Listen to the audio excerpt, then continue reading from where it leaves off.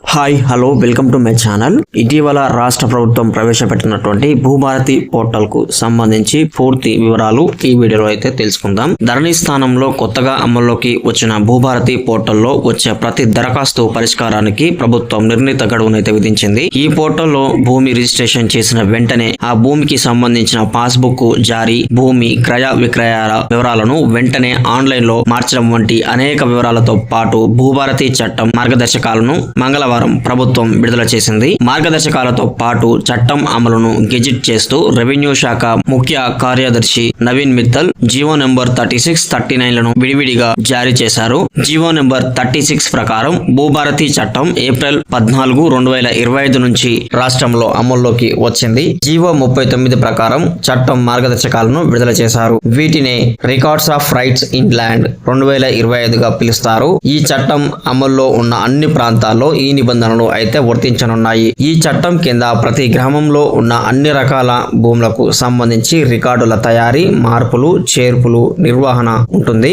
ఎప్పటికప్పుడు ఈ రికార్డులను భూభారతి పోర్టల్లో అందుబాటులో ఉంచుతారు. ఆబాదీతో పాటు వ్యవసాయేతర భూములను సర్వే చేయడం ద్వారా ఆయా భూముల హద్దులను, ఆంక్షలను, రేఖాంశాలను ఆధారంగా నిర్ధారించి మ్యాప్లు రూపొందించాల్సి ఉంటుంది. వ్యవసాయ, ఆబాది, వ్యవసాయేతర భూముల రికార్డుల తయారీ, నిర్వహణ కోసం ప్రభుత్వం ఎప్పుడైనా నోటిఫికేషన్ జారీ చేసి మార్పులు, చేర్పులు చేయవచ్చు.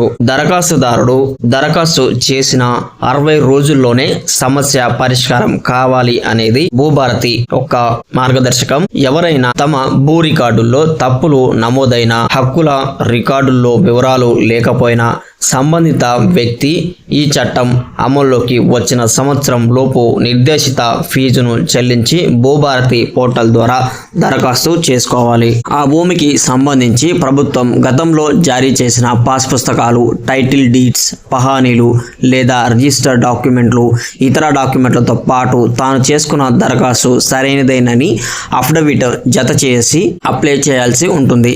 ఈ దరఖాస్తులను ఆర్డీఓలు, జిల్లా కలెక్టర్లు పరిశీలించి నిర్ణయం తీసుకుంటారు. ఆర్డీఓలు తీసుకున్న నిర్ణయంపై అభ్యంతరాలు ఉంటే జిల్లా కలెక్టర్లకు, కలెక్టర్ల నిర్ణయాలపై అభ్యంతరాలుంటే ట్రిబ్యునల్స్ కు రీ అపీల్ చేసుకోవచ్చు. ఈ దరఖాస్తు పరిష్కారానికి రెవెన్యూ వర్గాల నుంచి సంబంధిత వ్యక్తులకు నోటీస్ వస్తుంది. ఈ నోటీసులపై సెకండ్ పార్టీ అంటే దరఖాస్తు చేసుకున్న వ్యక్తి కాకుండా సెకండ్ పార్టీ వారం రోజుల్లో లిఖితపూర్వక అభ్యంతరాలు ఇవ్వాల్సి ఉంటుంది. అలా ఇవ్వని పక్షంలో సంబంధిత అధికారి నిబంధనలకు అనుగుణంగా నిర్ణయం తీసుకుంటారు. లిఖితపూర్వక అభ్యంతరాలు సమర్పించిన పక్షంలో నోటీసులు అందిన వారం రోజుల తర్వాత ఆ వ్యక్తి, సదరు అధికారి ఆ దరఖాస్తుపై విచారణ జరుపుతారు.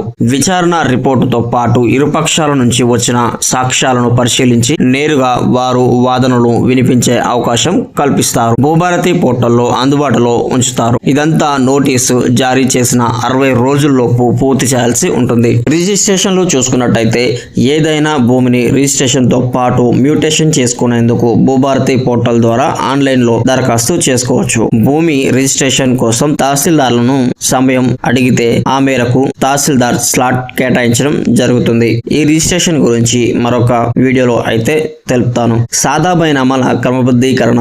ఈ చట్టం ద్వారా పెండింగ్ లో ఉన్న 9 లక్షలకు పైగా సాదా బైనామా దరఖాస్తులకు ఈ చట్టం ద్వారా మోక్షం కలగనుంది. రిజిస్ట్రేషన్ డాక్యుమెంట్లు లేకుండా తెల్ల కాగితాలపై భూ యాజమాన్య హక్కులను జూన్ 2, 2014 నాటికి మార్చుకున్న వారు తమ పేరిట ఆ భూమిని రిజిస్ట్రేషన్ చేయాలని 2020 అక్టోబర్ 12 నుంచి నవంబర్ 10 వరకు చేసుకున్న దరఖాస్తులను ఈ చట్టం ప్రకారం పరిష్కరించవచ్చు. ఈ ప్రక్రియ అంతా నోటీసులు ఇచ్చిన 90 రోజుల్లోపు పూర్తి కావాల్సి ఉంటుంది. ఇక వారసత్వ భూములపై హక్కులు. వీలునామా ఆధారంగా లేదా వారసత్వంగా ఇచ్చే భూములపై హక్కుల కోసం భూభారతి పోర్టల్లో దరఖాస్తు చేసుకోవచ్చు. ఇదంతా నోటీసులు జారీ చేసిన 30 రోజుల్లోపు పూర్తి చేయాల్సి ఉంటుంది. అలా చేయని పక్షంలో ఆ దరఖాస్తు రిజెక్ట్ అవ్వడం జరుగుతుంది. మ్యూటేషన్ కు 30 రోజుల గడువు అయితే ప్రభుత్వం ఇచ్చింది. కోర్టు ఆదేశాలు, లోక్ అదాలత్ తీర్పులు, రెవెన్యూ కోర్టులు ఉత్తర్వులు, ప్రభుత్వం ఇచ్చిన అసైన్డ్ సీలింగ్ భూధ 1977 అసైన్డ్ చట్టం కింద ఇచ్చిన భూములు, ఇనాంల రద్దు చట్టం కింద,